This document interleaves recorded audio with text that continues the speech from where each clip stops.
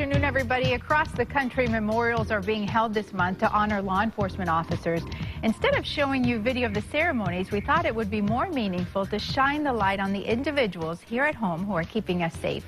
Take a look. Earlier this month, we introduced you to Lionel DeVoe, a Hillsborough County Sheriff's deputy who took 3 bullets protecting a victim of domestic violence.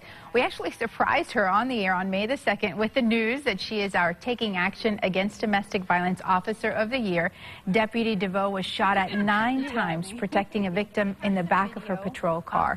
Also, take a look. May 6th in St. Pete, you met members of the SWAT team.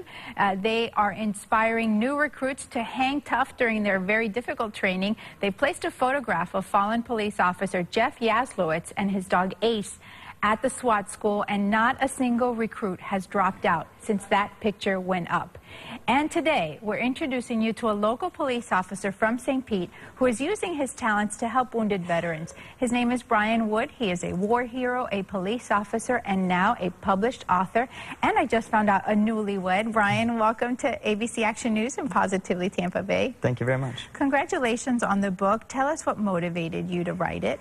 What motivated me to write it was basically the book is generally, it's a story of my journey from almost the day I left for Afghanistan till when I came home. And then it really focuses on the struggles I faced after coming home from war. It turned out for me that going to war was very easy. Adjusting from reality to a combat environment was very simple. Training kicked in and you just did what you had to do. Coming home and turning it off was incredibly difficult, and it posed a lot of problems for me. And while I was going through those problems, I honestly felt like I was the only one, and I never said anything, and I just dealt with them quietly. They reached a point where I couldn't deal with them on my own anymore, and it was a long road to recover from that, but I realized afterwards that if I thought I was the only one, how many other people think that they're the only ones also? As you've gone out to do the book signings, the name of the book is Unspoken Abandonment. What do people say? Believe it or not, I actually don't get a lot of veterans who've been reading the book. I think it all stems back to the not willing to face the problem. What I get mostly is their family members who are reading the book, and they're the ones who are reaching out to me. They're the ones who are making the comments. And they're basically telling me that it's giving them an insight into their loved one that they never imagined, that they never had any idea existed. We have so many veterans in our community. What would you say is the biggest piece of advice for the loved one of someone coming back from the war front? Is don't ignore it. No matter how minute the changes are, if your loved one went to war one person and they came home different, even if it's not a negative difference, if they're just different, don't ignore it. Make sure they're okay, and don't take no for an answer. Push.